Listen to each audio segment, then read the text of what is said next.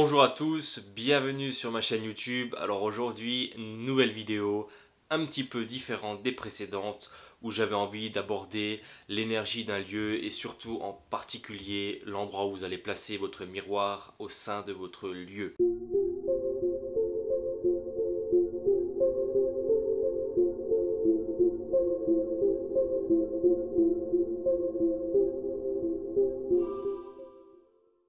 On va partir déjà du principe que nous avons un corps, mais que ce corps n'est pas la seule matière qui nous habite. C'est-à-dire que nous avons des centres d'énergie en notre corps, les chakras, vous en avez déjà peut-être entendu parler, et ces centres d'énergie, à chaque centre d'énergie, à chaque chakra, nous avons un corps énergétique donc qui émane autour de nous.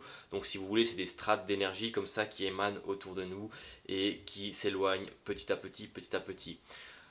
En plus de cela, nous avons une âme, notre corps est habité par une âme, donc notre corps n'est absolument pas qu'un véhicule physique, c'est tout un ensemble de choses qu'on ne voit pas. Pourquoi on ne les voit pas? Parce que l'œil humain, la perception humaine ne voit que 2% de la réalité, du spectre des couleurs et des lumières qui existent donc autour de nous. Ce qui fait qu'il y a 98% de matière qui se trouve autour de nous qu'on ne voit pas. Oui, c'est vrai que c'est assez dingue quand même. Bon. Le miroir, donc le problème qui va se poser, c'est surtout quand il va être placé dans votre chambre. Alors qu'il soit placé en face du lit, qu'il soit petit, qu'il soit sur le côté du lit, peu importe. Un miroir dans une chambre, c'est vraiment quelque chose qu'il faudrait éviter. Pourquoi? Alors on entend souvent dire ça parce qu'on pense qu'il y a des problèmes d'envoûtement et ce genre de choses. Alors je vous rassure, ça ne sert à rien de partir dans ces conspirations-là. Il faut juste revenir à une étude simple, basique, une étude qui part du feng shui et de la géobiologie. Donc ce qu'il se passe la nuit quand vous dormez, une fois que vous atteignez un sommeil profond, votre âme va sortir du corps pour aller voyager dans tout cet univers, dans tout ce 98% que vous ne voyez pas. Et de ce fait-là, le miroir va être une porte pour aller voyager dans d'autres dimensions qui sont donc autour de nous.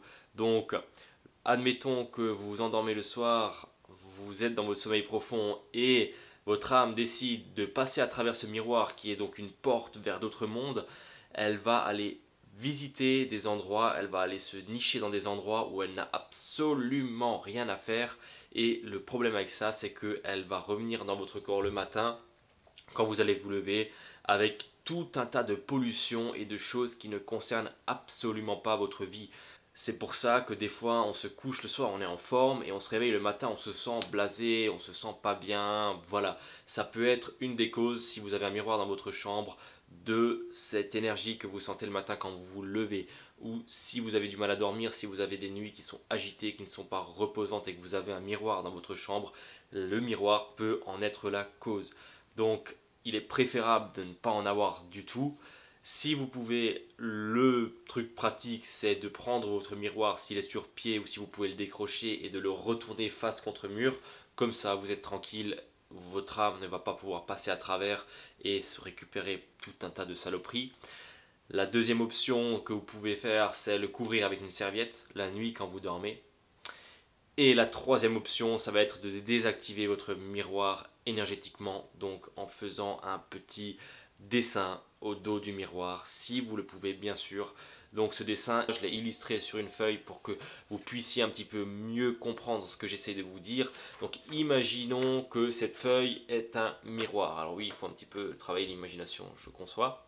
Alors vous allez prendre la largeur de votre feuille, vous allez tracer un trait au milieu donc de la largeur de votre feuille et vous tracez cette diagonale donc qui sépare votre miroir de haut en bas.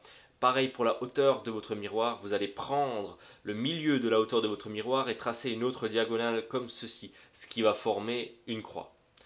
Ensuite, la chose la plus compliquée à réaliser, c'est de prendre un compas et de prendre comme centre au niveau de votre cercle le point où les deux diagonales se rejoignent et l'écartement de la largeur de votre miroir.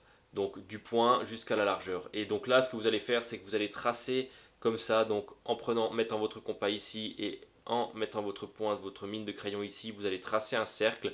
Et ce cercle doit donc passer par ces deux extrémités là, de chaque côté, de part et d'autre, de votre miroir. Ensuite, ce qu'il faut savoir, c'est qu'il faut que cet exercice soit réalisé de la manière la plus précise possible pour qu'il soit fonctionnel et opérationnel. Le fait de faire cet exercice-là va vous permettre de neutraliser votre miroir. Il ne sera plus une porte d'entrée ni de sortie pour votre âme. Il est important de réaliser ce dessin derrière votre miroir au crayon à papier. Pourquoi? Parce qu'en fait, si vous voulez, dans la mine du crayon à papier, il y a du carbone et le carbone est un conducteur énergétique.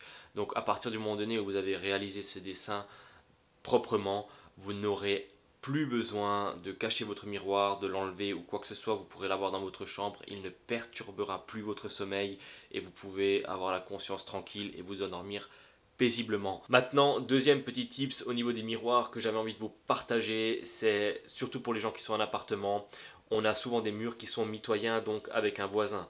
Imaginons que là c'est mon mur, ma main est un mur, ici nous avons un voisin qui habite et ici c'est chez nous. Si vous allez placer un miroir de ce côté-là, donc sur ce mur-là qui est mitoyen avec le voisin d'à côté, vous allez chercher l'énergie du voisin et la retranscrire dans votre logement. Puisqu'un miroir est une porte à l'avant du miroir et à l'arrière du miroir, il permet à une énergie qui se trouve derrière d'être retranscrite devant. Donc en quelque sorte, ce qu'il faudrait éviter, c'est d'avoir un miroir contre une paroi mitoyenne avec un de vos voisins, parce que je pense pas, à mon avis, que vous avez envie d'avoir l'énergie des voisins qui arrivent dans une pièce de votre logement, ce qui paraît un petit peu normal. Vous pouvez essayer d'appliquer ça, vous pouvez essayer d'appliquer cet exercice que je vous ai donné pour le neutraliser aussi également dans votre chambre. Essayez de couvrir votre miroir et essayez de distinguer vraiment qu'il y a un changement dans votre sommeil. Vous allez voir vraiment que votre nuit sera moins agitée, que vous allez vous réveiller en pleine forme, que vous allez être moins brouillé par des choses dont vous ne savez pas ou vous avez l'ignorance de d'où ça peut venir.